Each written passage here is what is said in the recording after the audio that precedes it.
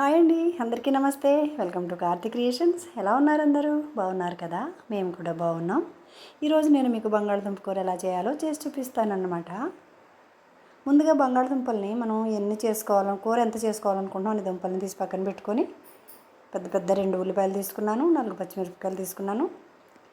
ఇప్పుడు బంగాళదుంపలు శుభ్రంగా కడిగేసుకొని పైన పొట్టు తీసేసుకొని ఉల్లిపాయలతో సహా ఇలా ముక్కలు చేసి పెట్టుకున్నాను. చీరికలు చేసి పెట్టాను ఉల్లిపాయలు. బంగాళదుంపలు ఈ సైజు ముక్కలు కోసాను అన్నమాట. పచ్చిమిరపకాయలు మీకు తెలిసిందేగా, పక్కన చీరికలు చేసి పెట్టాను. ఇప్పుడు ఈ బంగాళదుంప ముక్కల్ని నూనెలో వేసి వేయిస్తాను. కొద్దిగా పసుపు కూడా వేసి వేయిస్తే గిన్నెకి అంటకుండా ఉంటాయన్నమాట.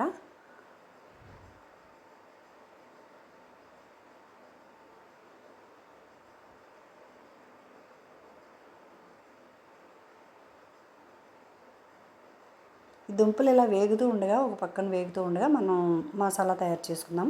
మసాలా అంటే నేను పెద్దగా మసాలా ప్రియురాలని కాదు కాబట్టి నేను వేసేవి ఇవే వేస్తాను. దాల్చిన చెక్క, లవంగాలు, వెల్లుల్లి, జీలకర్ర, అల్లం వేసాను. ఇవి మిక్సీ పట్టేసి కొన్ని ఉల్లిపాయ ముక్కలు కూడా అందులో వేస్తే కొంచెం గ్రేవీ ఉంటుందన్నమాట, బాగుంటుంది. ఎందుకంటే ఇప్పుడు పెద్ద పెద్ద ఉల్లిపాయలు వస్తున్నాయి కదండి, అవి చీరికలు చేసినా అవి గుజ్జులాగా అవ్వట్లేదు. అంచేత కొంచెం మనం గ్రేవీ కోసం మిక్సీ పట్టుకుందాం కొంచెం ఉల్లిపాయ ముక్కల్ని. ఇప్పుడు వాటిలో పసుపు, కారం, ఉప్పు వేసి ముద్దలాగా తయారు చేసుకొని దాన్ని వేయించి అది వేసిన ఒక 10 సెకండ్లకి మనం ఈ ఉల్లిపాయ చీరికలను కూడా వేసేసుకొని బాగా వేయించుకుందాం. కలువ పూల చలుల జంట కంఠమెత్తెనే, వెన్నెలగా పాట విరిసి మిన్నులంటేనే. అసలు మనం అన్నీ ఒకసారి ఇలా వేయించాల్సింది కాదు. ఒక 3 సార్లు వేయిస్తే ఆ నూనెకి సరిపడగా చక్కగా ఉండనన్నమాట. ముందుగా ఎందుకు ఎక్కువగా నూనె పోయడం అని చెప్పేసి నేను కొద్దిగానే పోసాను. అటువంటప్పుడు మనం కొన్ని ముక్కలను వేయించుకుంటే చక్కగా పైన లేయర్ కట్టేలాగా వేగుతాయి అన్నమాట. ఇప్పుడు ఈ ఉల్లిపాయ చీరికలు కూడా వేసేద్దాం. వీటిని బాగా పచ్చిపోయి చక్కగా స్మూత్గా వేగే వరకు కూడా వేయించుదాం, అడుగు పట్టకుండా.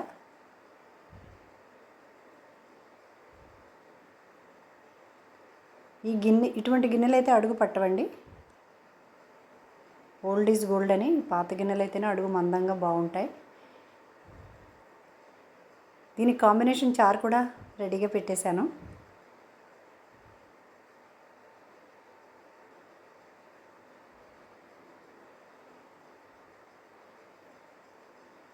బంగాళదుంప అంటే బలమైన కూర కాబట్టి అందులోకి తేలికైన చారు సరిపోతుంది. అది తేలికైన వేపుళ్ళు చేసినప్పుడు బరువైన సాంబార్ చేసుకుంటే బాగుంటుంది అని నేను అనుకుంటున్నాను. మీరేమంటారు? ఇప్పుడు నీళ్లు పోసేసాను కదా, చూసారా చక్కగా కలర్ఫుల్గా ఎలా ఉడుకుతుందో. ఈ బంగాళదుంప ముక్క నోట్లో పెట్టుకుంటే వెన్న ఎలా కరుగుతుందో అలా కరిగిపోతుందండి, అంత బాగుంటుందండి. దీని మహత్యం అంతా కూడా ఇందులో దాల్చిన చెక్క వేసాం కదండి, ఆ ఫ్లేవర్ అయితే అద్భుతంగా ఉంటుందండి. చాలా అంటే చాలా బాగుంటుంది. కొంచెం బాగా దగ్గర పడే వరకు ఉంచుకొని, మరి వేపుడులా కాకుండా దగ్గర పడే వరకు ఉంచుకొని మనం స్టవ్ ఆపేసుకుని సర్వ్ చేసుకుని తినేయచ్చు. ఇదన్నమాట బంగాళదుంప కూర. మీకు కనుక నా వీడియో నచ్చితే please like, share, comment and subscribe.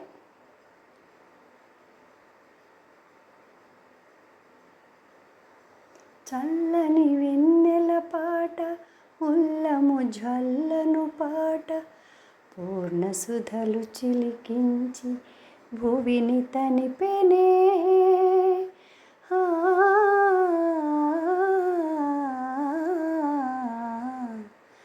కలువ పూల చలుల జంట కంఠమెత్తెనే, కలువ పూల చలుల జంట కంఠమెత్తెనే, వెన్నెలగా పాట విరిసి మిన్నులంటేనే.